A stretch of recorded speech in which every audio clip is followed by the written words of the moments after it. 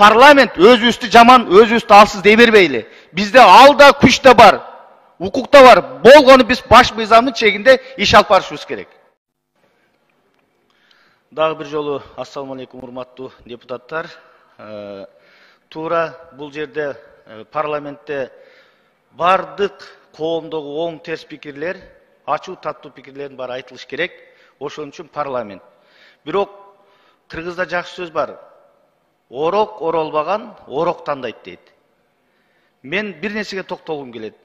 Парламенттин бүгүнкү күндө баш мыйзамда көрсөтүлгөн орду жетиштүү. Парламент бүгүнкү күндө кандай иш алып барат, кандай мыйзамдарды кабыл алат, ошол мыйзамдардын аткарылышын кантип көзөмөлдөйт, анын бардыгы жазылган.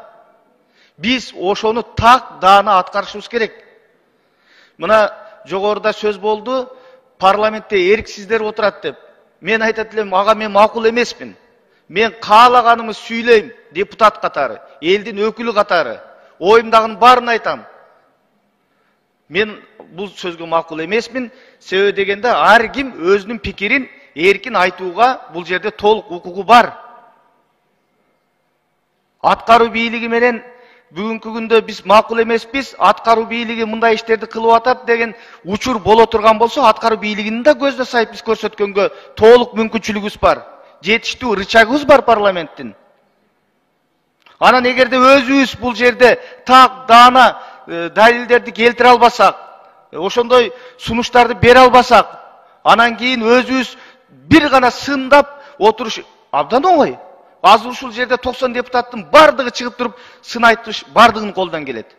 Бирок акты ак, караны кара, жакшыны жакшы, жаманды жаман деп анализ кылуу бул башка сөз. Кээ бир учурда коомдо ушундай шарт түзүлүп калды. Жалаң сындасаң, каршы сүйлөсөң, сен акылдуусуң, сен кыйынсың.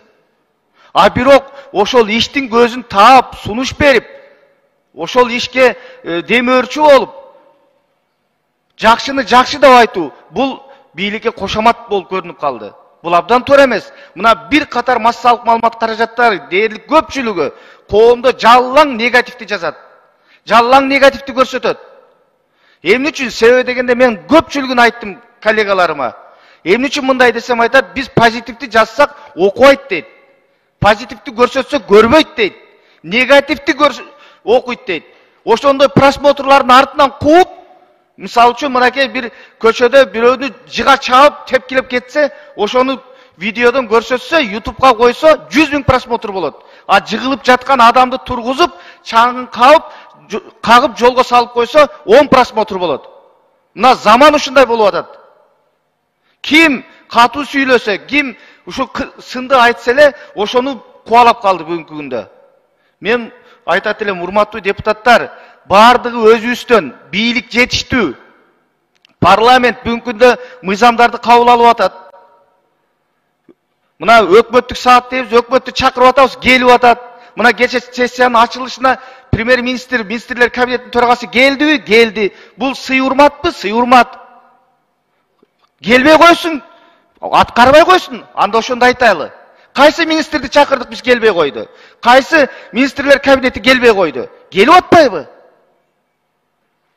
Келбесе биздин укугубуз жетиштүү чара көргөнгө. Ошон үчүн мен айтат элем, биз албетте баягы мамлекетте ырыс алды ынтымак дейт. Биринчи кезекте ынтымак болуш керек.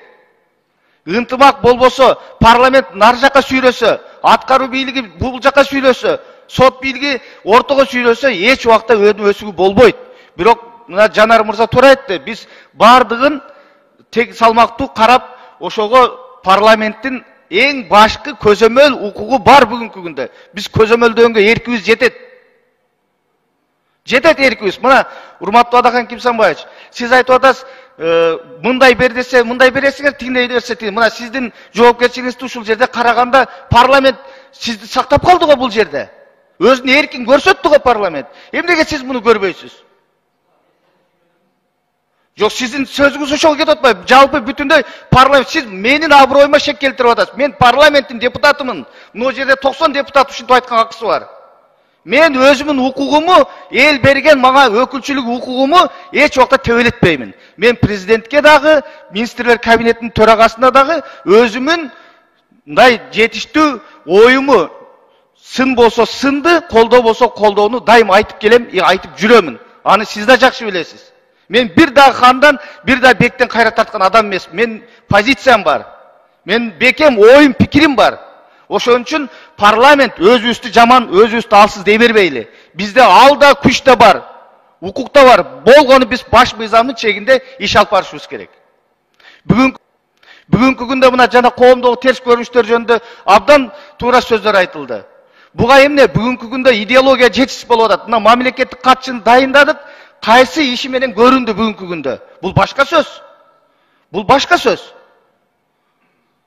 Ошон үчүн биз мамлекеттик идеологиянын уңгусу бул мекенди сүйүүдөн башталат. Бардыгыбыз мекенибизди сүйүшүбүз керек. Баягы мамлекет мага эмне кылып берди эмес, мен мамлекетке эмне кылып бердим деген суроону дайым коюшубуз керек, урматтуу депутаттар. Biz özüstü özüz sıylaylı. Eğer özüstü özüz kemsinsek, özüstü özüz alsızdı diye aytı versek, anda bizde kim sıylaydı? Bizde eldin mandatı var, işenimi var. Birok reglament boyunca bu tuğra. Reglament boyunca ben koşulam. Bu işimizin başı oşol reglament bilen boluş gerek bolçu. İşimizin başı. Bu tuğra bizden kemçildigimiz bolup atat.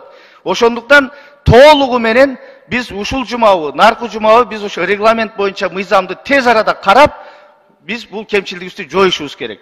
Ошон үчүн урматтуу депутаттар, мен айтат элем, ынтымак арашкерликте дайыма ушу биргеликте элдин көйгөйүн, мамлекеттин жүгүн бирге арталы, бирге сүйрөйлү, ынтымакта болойлу. Бар болуңуздар.